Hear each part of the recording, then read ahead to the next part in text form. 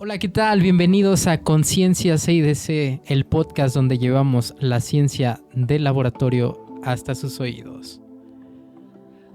Donde estaremos platicando con investigadores, estudiantes y egresados del Centro de Investigación en Dinámica Celular de la UAM. Y no te preocupes si no eres un experto. Aquí aprenderás, conocerás y te motivarás a aprender más acerca de la ciencia con nosotros. Yo soy Daniel Salgado, estudiante del Centro de Investigación en Dinámica Celular, y este es el segundo episodio de Conciencia CIDC. Adelante.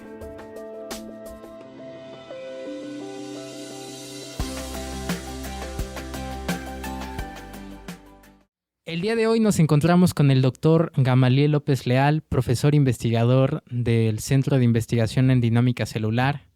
Doctor, por favor, platíquenos acerca de su laboratorio y cuál es su línea de investigación.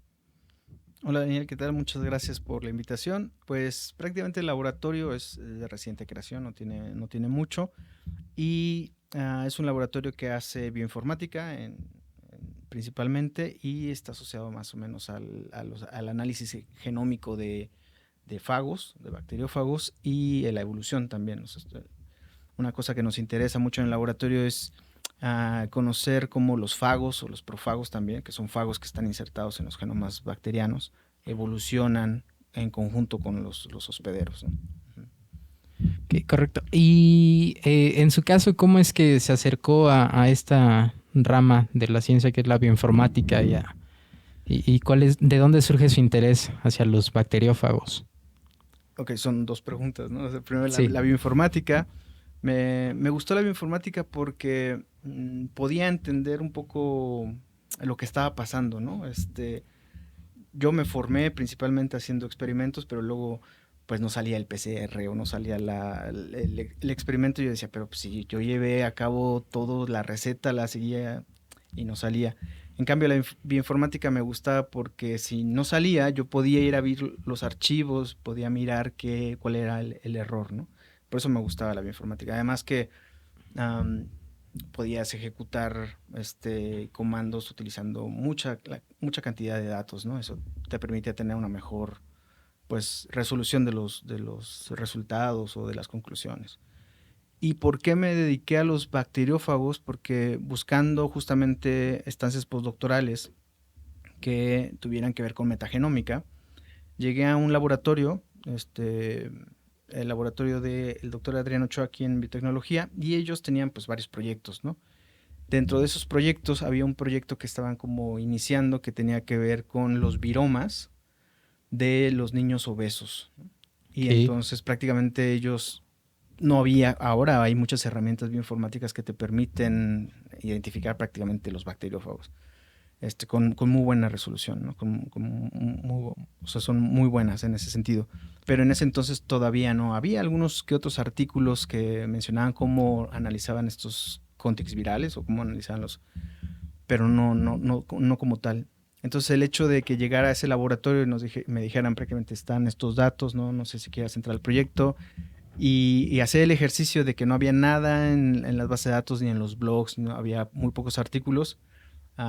Me gustó mucho por el ejercicio de descubrir, de tratar de desarrollar una estrategia o un pipeline, como le llaman, un flujo de análisis que nos permitiera prácticamente describir o caracterizar los viromas de estas muestras de los niños obesos. Me gustó mucho. Aparte, como no había mucho en las bases de datos, como prácticamente el mundo de los virus es bastante diverso, no tan conocido, identifiqué que era un buen nicho para, con poco, poder descubrir cosas nuevas, ¿no? Sí, claro. Y ya que usted menciona de esto que llegó al laboratorio del Instituto de Biotecnología, de ahí cómo surge que llegue hasta el Centro de Investigación en Dinámica Celular. Pues fue un poco azaroso, ¿eh? Te digo, yo ahí prácticamente conocí el mundo de los fagos, bueno, ya sabía de los fagos, ¿no? Pero simplemente como en la parte de la metagenómica viral.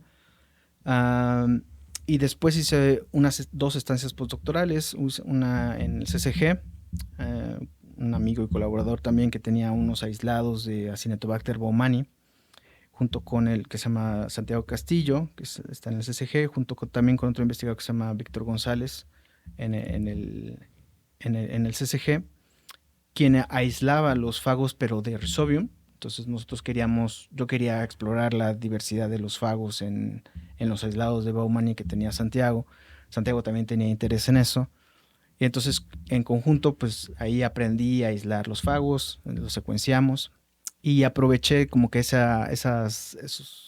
¿cómo se llaman? Esos datos que teníamos de las secuencias de los fagos y fui a hacer una estancia postdoctoral a la Universidad de los Andes, un investigador que se llama Alejandro Reyes, como pionero en las cosas de viromas. Y ahí prácticamente me desarrollé más, o sea, entendía porque utilizaban muchas herramientas ellos, o sea, tenía mucho background sobre esto. Y ahí es donde empecé a prácticamente a hacer muchos más cuestiones más enfocadas a los fagos. Ahora después estuve buscando otras posiciones y por azares del destino me enteré que había una posición ahí en el CIDC. Mandé mi solicitud y me contrataron, ¿no? Okay. Pero entonces en su licenciatura, ¿de qué fue su tesis y sí, es muy diferente. Esto es carrera larga, entonces es muy diferente. Yo prácticamente estudié biología aquí en la UAM, de hecho. Okay. Después de estudiar biología, fui al CCG, al Centro de Ciencias Genómicas, y hice el doctorado directo en regulación transcripcional, ¿no? Con una bacteria que se llama Rhizobium nettleri. Entonces, ahí el proyecto tenía mucho experimental, pero también acababa de llegar, por ejemplo, el secuenciador creo que se llama Gal2X, algo así, de Lumina en el IBT. Entonces dijimos, bueno, vamos a hacer RNA-seq. No sabían mucho esto de RNA-seq, no, era un poco novedoso. Y entonces mandamos a secuenciar y fue mi primera aproximación con la bioinformática. No había muchas personas que pudieran analizar estos tipos de datos. Y entonces ese ejercicio de recibir datos, no saber qué hacer y estar investigando y tratar de resolver, eso es lo que me gustó. Por eso me dediqué un poco a la bioinformática. Ok, entonces pasó de lo experimental a lo teórico y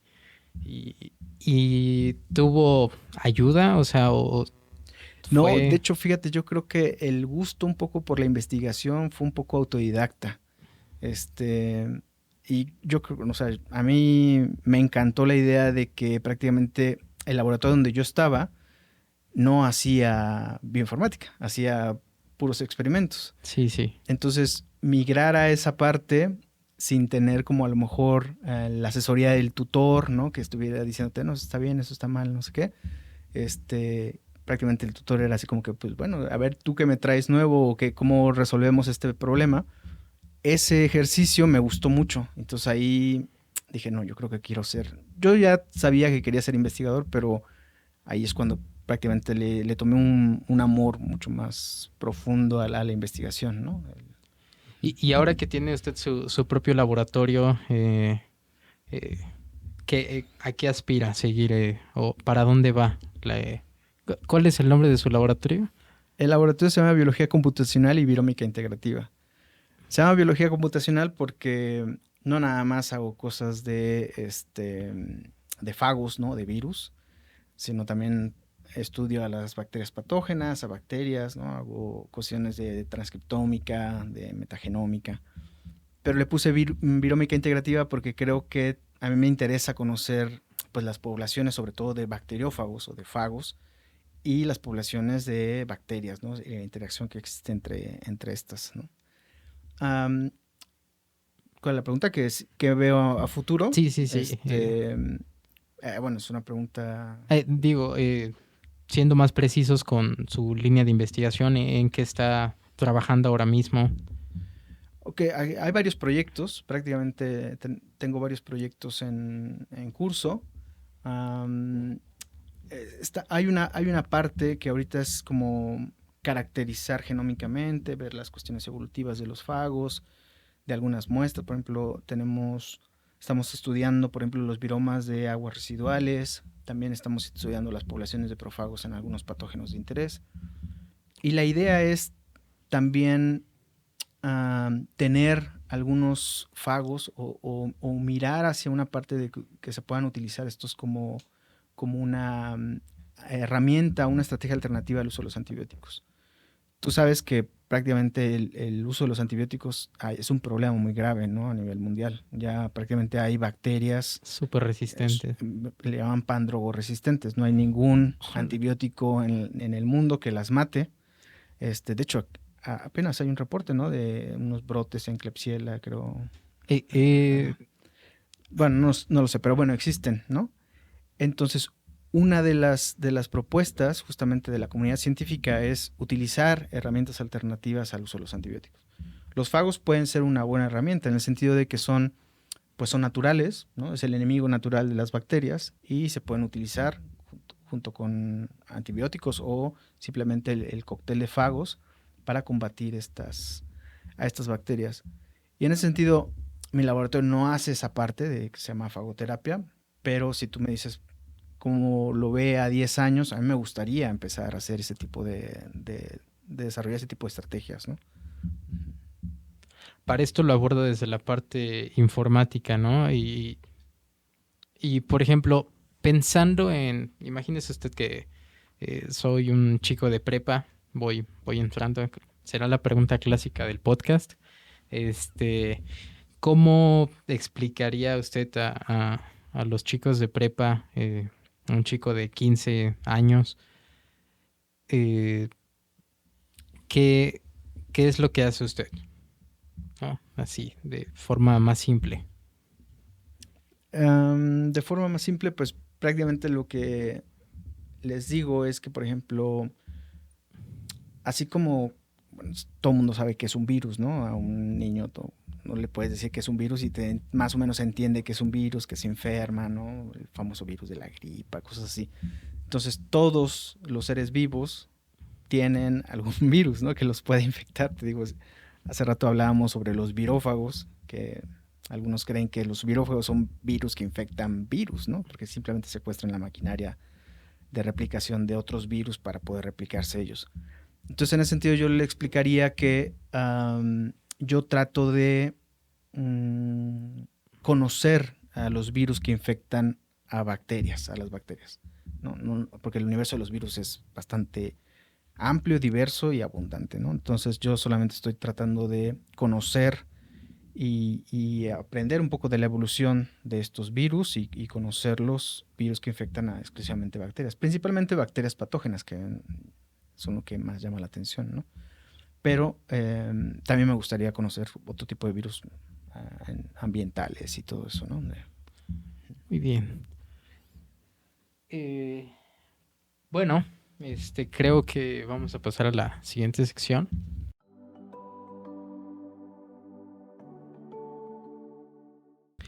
Doctor, ¿qué le parece si ahora pasamos a hacer una dinámica un poquito más light? Okay. En la que yo le voy a decir algunas palabras y usted me va a responder lo primero que se le venga a la mente, ¿va? Okay. La primera sería bacteriófago. Virus. Genoma. Unidad mínima. No sé. Se me ocurre está bien. Filogenia. Historia de la vida. Evolución. Cambio. Hongo. Microorganismo. No sé. Okay. Por último, esta es más para mí. Un superpoder. Un superpoder que yo quisiera tener. Creo que viajar en el tiempo. ¿Viajar en el tiempo? Sí, viajar en el tiempo podría ser interesante. ¿A dónde iría, Doc? Pues a todos lados. Si pudiera viajar en el tiempo, podría ir al futuro, al pasado. Cuando era niño me gustaban mucho los dinosaurios. Y por ejemplo, a lo mejor el primer viaje, si tuviese poder, iría a conocer los dinosaurios, a ver cómo eran. Sí, estaría bien. A mí me gustaría telequinesis. Yo creo que sería... ¿Ah, sí? Sí, algo light. ¿Qué tal si viajo en el tiempo, creo alguna paradoja y Sí, ¿no? Un múltiple universo ahí, ¿no? Sí, ya no puedo volver, entonces mejor algo light como telequinesis. Sí, no hay que tocar, cuando viajes al tiempo no hay que tocar nada para que no se altere. Pero Bueno, y eh,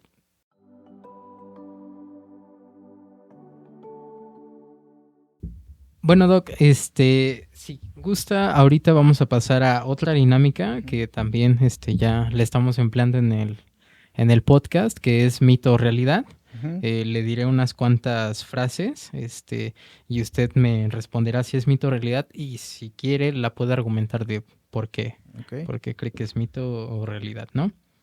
La primera, que es ¿los científicos trabajan solos? No trabajamos solos. De hecho, trabajamos, cuando uno ve un artículo, generalmente que es como sería el producto final de la investigación, generalmente si te fijas hay muchos autores, ¿no? Y eso es porque hay a muchas personas trabajando. Cuando eres científico te especializas en algo, pero sin embargo la idea es también aportar conocimiento de otras áreas, ¿no? Entonces para eso tienes colaboradores, hay personas que, lo que hablábamos de la bioinformática, ¿no? Hay personas que prácticamente se encargan de mantener los servidores, ¿no? Instalar los programas, resolver esos problemas técnicos, así como también los que hacen el wet lab. Pero no, o sea, yo creo que los científicos no trabajamos solos, sino al contrario, trabajamos de hecho en conjunto con muchas instituciones y muchas personas. Ujú. Sí, claro, quizás se tiene esta idea porque, bueno, antes era mucho más común, ¿no? Que los grandes pensadores eran este tipo de personas que eran, pues, muy adinerados y entonces se permitían el lujo de investigar, de descubrir nuevas cosas y, pues, vaya, se hicieron famosas como personas únicas, ¿no? Y no como un grupo de trabajo. Que eso no es del todo cierto, o sea, sí nos han contado esa historia, pero al final había una serie de personas, claro, siempre sale el nombre del investigador, que es el líder, ¿no? Y sí tiene un papel importante, relevante, porque es el que aporta las ideas o dice, vamos a hacerlo por aquí, por allá. Pero atrás de eso, ya sean incluso las expediciones de Darwin, todas estas cosas, había personas atrás Eh, recolectando muestras, o sea, todo eso cuenta, ¿no? sí, Antes no se exacto. le daba tanto reconocimiento, pero ahora creo que ha cambiado la dinámica y ahora se reconoce más el trabajo de otras personas. Ujú. Sí, bueno, vamos a la siguiente oración, que creo que se la puse como pregunta la de hace Ajá. rato, pero a ver, esta es, ¿los bacteriófagos van a reemplazar a los antibióticos en el tratamiento de enfermedades? Hay ya estudios, o sea, hay estudios que sí utilizan los bacteriófagos y han sido exitosos como terapia alternativa para los uso de antibióticos. Sin embargo, ahí todavía está, o sea, hay un problema, que los bacteriófagos, un antibiótico es una molécula. Entonces, Ok, que una molécula que pues pasa las barreras, las membranas, ¿no? No tiene interacción con el sistema inmune. Y un bacteriófago sí. Entonces, todavía hay limitaciones.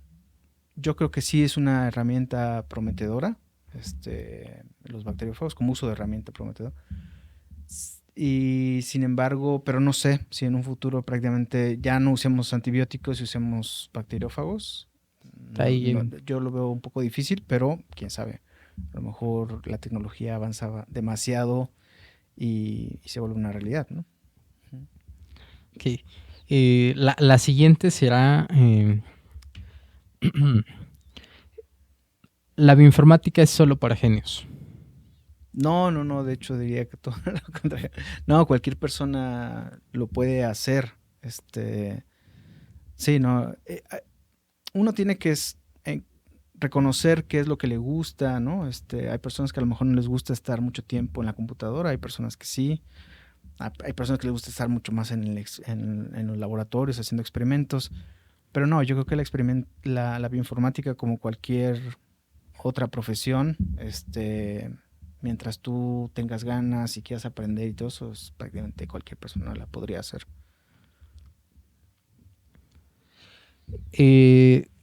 ¿Los bacteriófagos solo matan bacterias malas? ¿Malas? Creo que la planteé como pregunta, ¿verdad? Bacterias patógenas. Patógenas.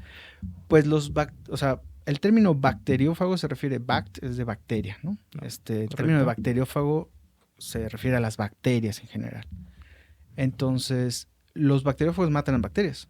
Si esta es bacteria patógena o no patógena, y si ese fago es capaz de matarla, la va a matar, ¿no? Ahora, ¿por qué son mucho más eficientes? Porque son más dirigidos. Los bacteriófagos generalmente tienen rangos de hospederos, y me refiero a rangos de hospederos a que pueden matar a una especie en particular, incluso a un tipo de bacteria que le llaman secuencia tipo. Pues, son muy restringidos, solamente pueden matar eso. Entonces, cuando utilizan esto de la terapia de fagos, generalmente aíslan a la bacteria, prueban sobre esa bacteria qué tipo de fagos están matándola y los utilizan. Entonces prácticamente no es como un antibiótico, que un antibiótico mata, le da igual lo que sea, todo mata, ¿no?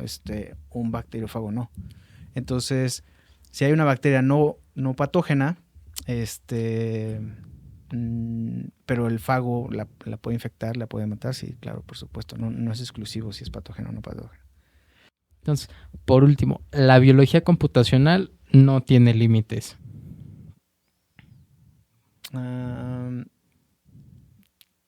Híjole. Tal vez el límite es el de los recursos, ¿no? Y las bases de datos, tal vez.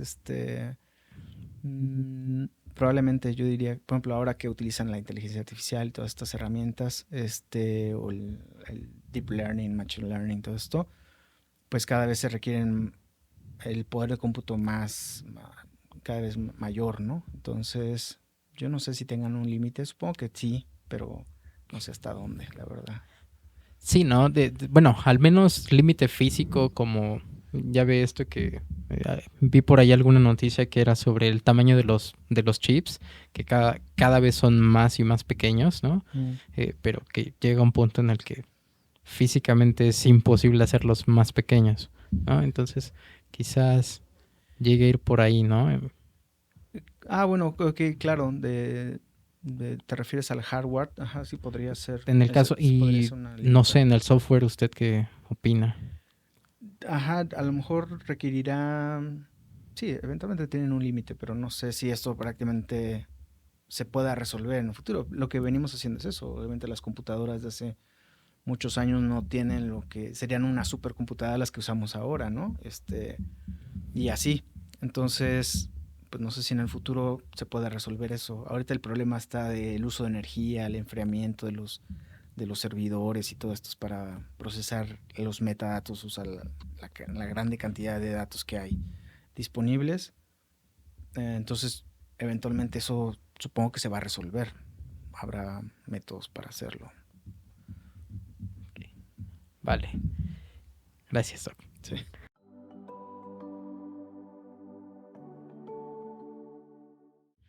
Doc, si usted no fuera científico, ¿a qué cree que se estaría dedicando? Pues me gusta mucho la teología, fíjate. Entonces a lo mejor hubiera sido filósofo, una cosa así. Hubiera estudiado filosofía o teología.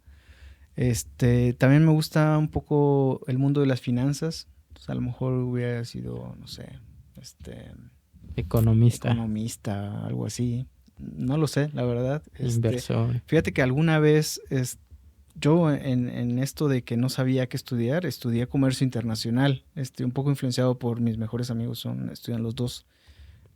Dos de mis mejores amigos estudian comercio internacional y me metí a estudiar comercio internacional, pero no me gustó, la verdad. No, o sea, sí tengo un amor muy fuerte sobre la ciencia.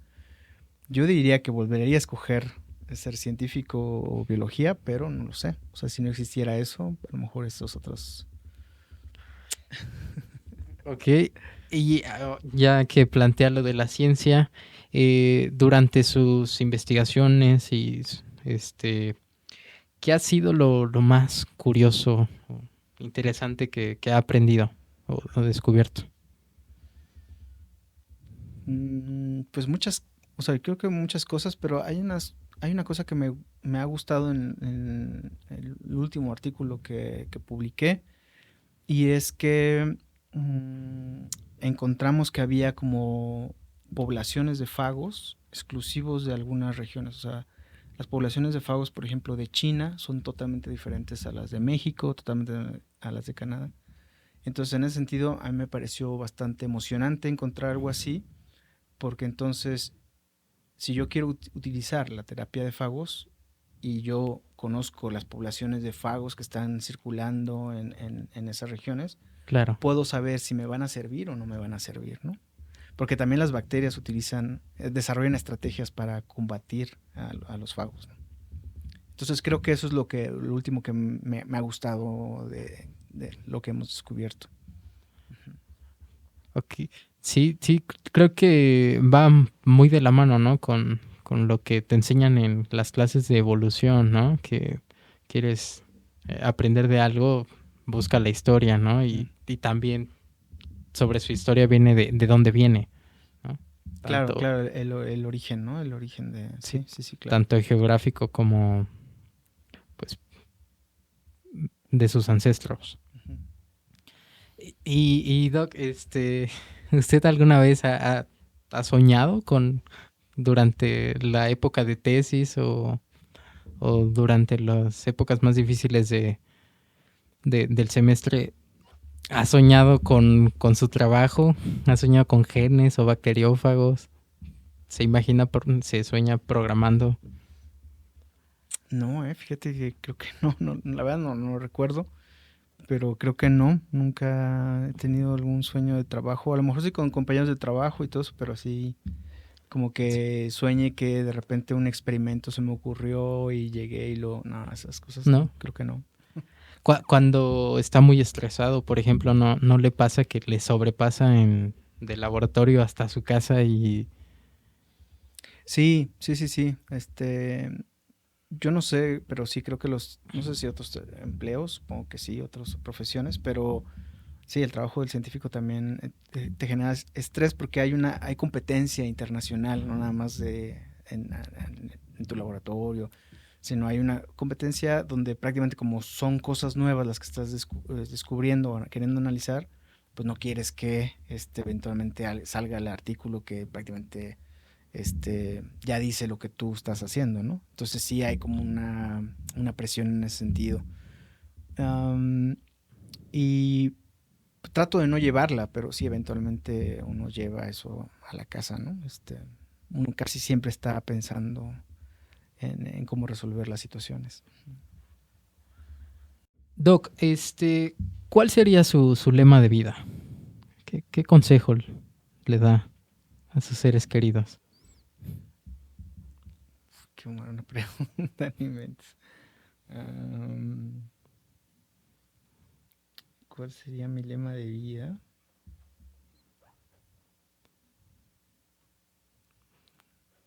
Um, De alguna canción que se lo quiera robar. Este, Ándale. Sí. Ándale. Por ejemplo, de esta canción de Calle 13 que dice, ¿quieres cambio verdadero? Pues camina distinto. Me ha gustado a mí ¿Quieres? bastante. Sí, no sé, tal vez, no sé, o sea, tal vez yo siempre creo que, siempre les digo así como a mí, tal vez a mi sobrino, a mis amigos, y como que el famoso You Only Live Once, ¿no? ¿Qué? Que está sacado un poco de contexto, o sea, generalmente lo ponen como solamente se vive una vez y tú puedes hacer lo que quieras de tu vida. Alguna barbaridad, ¿no? Exacto, y yo no creo en eso. Yo creo que solamente se vive una vez y tienes que ser responsable con tu vida, tomar las mejores decisiones, ayudar a los demás, ¿no? Ser diligente, disciplinado con tu vida, no sé, ser una persona que le va a aportar cosas buenas a la vida, a este mundo, a tus seres queridos, y no como lo pintan así de que tienes que hacer de tu vida lo que quieras y destruirte prácticamente. Entonces, tal vez sería esa la frase que más suelo decir, pero en un contexto diferente, ¿no? Que al que le pusieron. Ok, ok. Doc, en su día a día, ¿usted tiene algún hábito o alguna manía que haga recurrentemente? Sí, yo soy muy sistemático, fíjate. Entonces lo primero que hago cuando me levanto es tomo café. Entonces Ok. lo primero que hago es pongo las noticias. Me gusta mucho la geopolítica, escuchar noticias y todo eso. Sería como tal vez un poco un hobby. Aunque también me gusta hacer deporte, practicar básquet y todo eso, pero lo que primero que hago en las mañanas siempre como reloj es hacer una taza de café y escuchar las noticias en lo que estoy como despertando, tomando el café. Y ya después procedo con mi día, ¿no? Bañarme, venir a trabajar, dar clases, cosas así. Sí, a la hora de salir del trabajo o antes de dormir, ¿algún otro hábito que tenga? Este, no, fíjate que ya en ese sentido no, ahí cambia, dependiendo de qué tan cansado esté y eso, pero no, ya al final no. Ahí cambia ahí sí cambia un poco. Y por último, ¿tiene algún sueño que aún no cumple o que le gustaría cumplir? ¿O alguno que ya haya cumplido? Alguno que ya haya cumplido. Bueno, siempre quise ser investigador. O sea, no fue fácil. La verdad es que el camino fue un poco difícil en ese sentido. Y siempre quise ser investigador y ahora que lo soy me gusta. Pues también tiene sus cosas buenas, sus cosas malas, ¿no? Pero sí me gusta bastante, disfruto bastante ser investigador. ¿Y cuál es mi sueño? Pues a lo mejor siempre les digo así a mis amigos y a mi familia, siempre les digo que quiero descubrir los secretos del universo, ¿no? Claro que está sesgado a una parte de la biosfera, que son los fagos, pero me gustaría descubrir cosas interesantes. Sí, claro, el aporte que parece un granito de arena es muchísimo, ¿no? Claro, es mucho, sí, claro, es mucho lo que uno va aportando y uno se da cuenta cuando uno, por ejemplo, saca un artículo, ver cómo otros autores, otros investigadores en el mundo empiezan a reconocer tu trabajo, citándolo y todo eso, ahí dices, bueno, no estaba tan mal, o sea, sí estuvo bien lo que hicimos y así, ¿no? Sí. Y Doc, hace rato mencionó, ya para terminar, que siempre quiso ser investigador. ¿Cómo, cómo supo que quería ser investigador? Ah, yo quería estudiar paleontología realmente, o sea, yo quería estudiar por los dinosaurios, ¿no? O sea, Ok. todo sucedió porque yo estaba como que jugando en la sala en casa de mis papás y vi que mi papá le estaba cambiando la televisión y vi que estaba viendo un documental de dinosaurios. De hecho, ese documental todavía existe en YouTube y lo tengo guardado ahí. Un documental de dinosaurios y yo le preguntaba eso qué eran, ¿no? Y me explicó que eran los dinosaurios y le dije que yo quería ir a verlos. Me dijo que ya no existían, pero para mí era raro verlos ahí en la televisión y decir que no, que ya estaban muertos, ¿no? Y entonces empezó el interés, por descubrir los dinosaurios.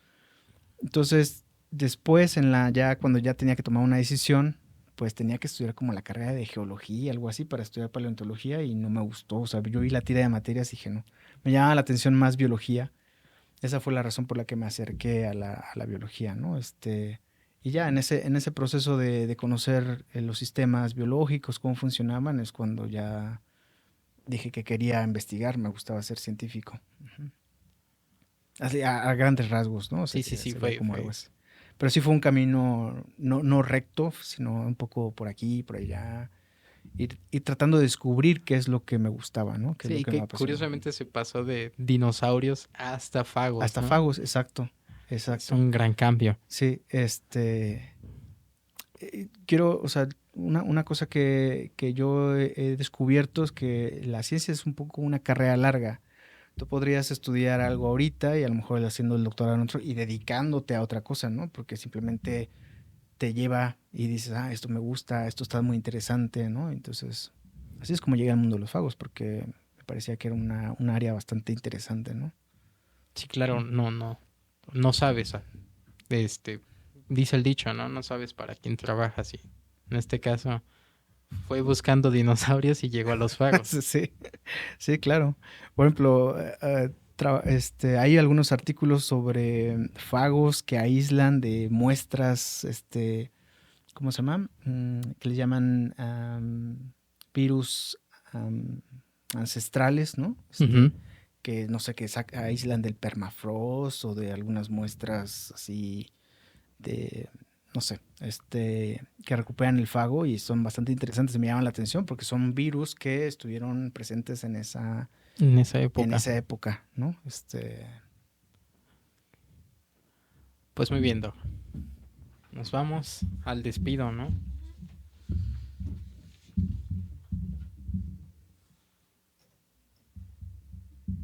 Ok, nada más le voy a preguntar que dónde lo pueden seguir o saber más sobre su trabajo. Le damos las gracias y ya.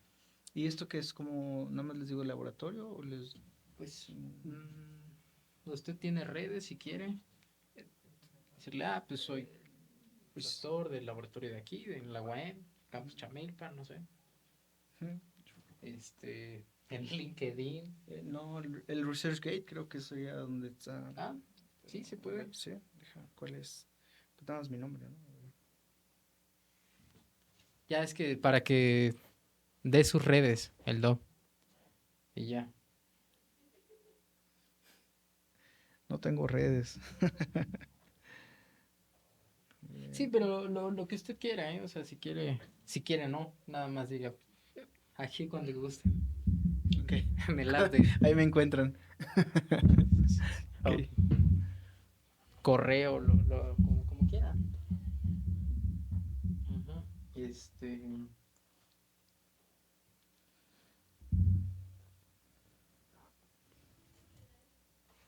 Ya, ¿Qué ok. consejo?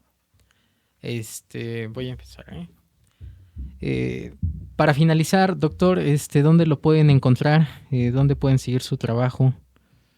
Bueno, yo estoy aquí en el Centro de Ciencias, Centro de Investigación de Dinámica Celular, en el Laboratorio de Biología Computacional y Biomédica Integrativa. Ahí estoy. Si no, también hay una página del centro. Ahí está mi correo disponible.